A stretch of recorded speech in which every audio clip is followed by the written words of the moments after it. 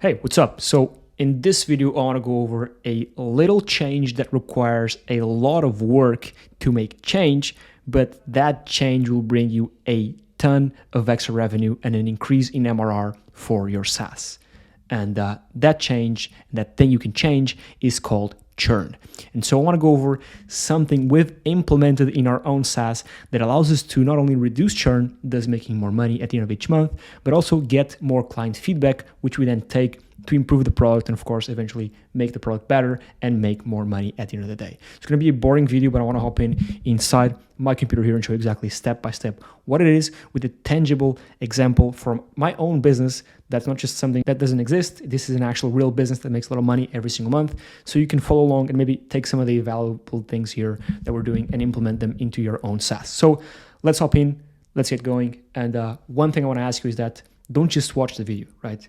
Actually go out and implement this stuff, because I often also suffer from this, which we watch a ton of videos, we buy a ton of courses, we do a ton of stuff, but then we never actually do the implementation and we just waste a ton of time. So watch the video. If you have a SaaS, actually go out and implement it. If not, then just go start a SaaS, watch all the videos on this channel that teach you step by step how to do it, and then come watch this one and implement it, because you're gonna make a lot of extra money just by doing this one little change that of course takes a little work. So let's break it down. Right guys, so quick one today. I want to go over how to decrease your churn.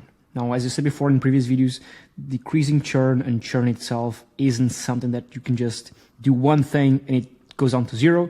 Firstly, because it will never reach zero, right? Of course, churn will never be 0%.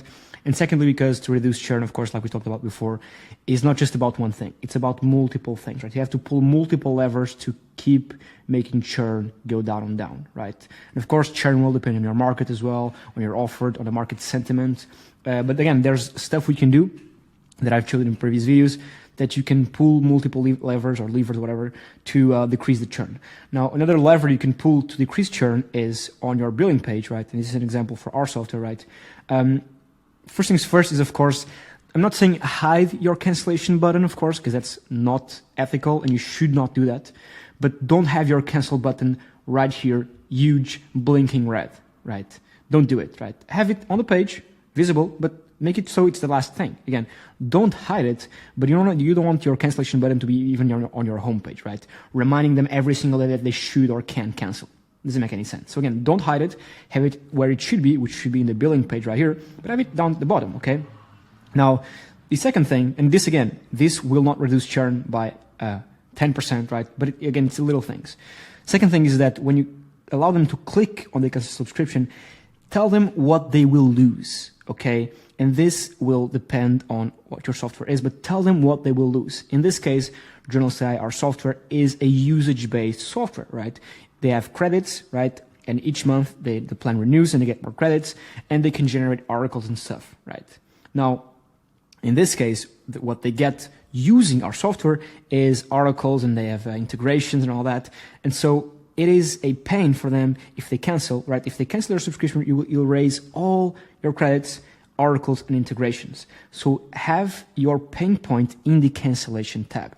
Make it so they have to think twice, right? They look at this and say, man, I've been paying for this. I don't want to lose the credits, and I don't want to lose the articles I've already generated. I don't want to lose my integration. So make it a pain, okay? These two, the articles and integrations, are the two pain points of this software usage, okay? And the third one, which was the first one right here, credits, is, again, they can cancel at any time, right? But for example, let's say I was a user and I were to cancel it. I have 7 credits left. So if I cancel now, I'll lose the 7 credits, right? Let's say, for example, I had 100 credits, right? I could cancel, but I'll look at this and say, I'm going to lose my credits. Okay, maybe I'll just cancel next month when I use all these credits, right? And so, or maybe I'll just cancel at the end of the month, right? And again, you're delaying the cancellation, right? Your whole goal here is to delay the cancellation as much as you can, and ideally, of course, not make them cancel. And all these little things do add up, right? I have data to support this, that these little things that we did do decrease churn over time by 1%, okay? And that does help, right? And so this is what I recommend you do on your cancellation page. Have the pain that they will infer if they cancel. If it is credit-based, your SaaS is credit-based, tell them they'll lose their credits, because that's a pain, right? They currently have credits and they can lose them if they cancel. That sucks. And then add the pain points of the usage of your software, okay? And then down here, if you change your mind, you can revert the cancellation before the date, right? This is just giving them more info. And so have something like this, right? I'll have other videos talking about this right here. You, of course, if they actually choose to cancel, you want to have feedback as to why they canceled, right? Service was bad, quality was bad, missing features, right? Hard to use. So you want to know why people are canceling. So then you can go out and fix the stuff. Because let's say 100 people cancel this month, right? And all of them say it's too hard to use. Then you might as well invest in a UI or UX designer to properly and make your software easier to use. A lot of them say too expensive. Maybe change the pricing, or maybe just target a different market, right? Some features missing. Everyone tells them saying it's missing this integration with XYZ. Maybe you should build that integration, okay? And this only allows you to cancel if you choose a reason here and if you write something, right? They need to write something. At least I think it should be 50 words long for them to cancel. So again, little things, but these do add up. And if you're watching this, don't just watch it, actually go out and implement it. It's super easy to implement. Again, think about the biggest pain points that they can incur in by canceling. If it is credit-based, if your SaaS is usage-based, right? Tell them they'll lose their credits, big one right here, and then add as many pain points as you can about the usage of the software as a whole. In this case, is integrations and generation of the articles, okay? And then make sure, again, this won't reduce churn. I mean, this can reduce churn as well, because they can only cancel if they fill this in. Of course, you can add like a huge form. I don't recommend you do this, but I mean, the more friction you add to the cancellation, the less people will cancel because they'll be bored, or maybe they'll think twice.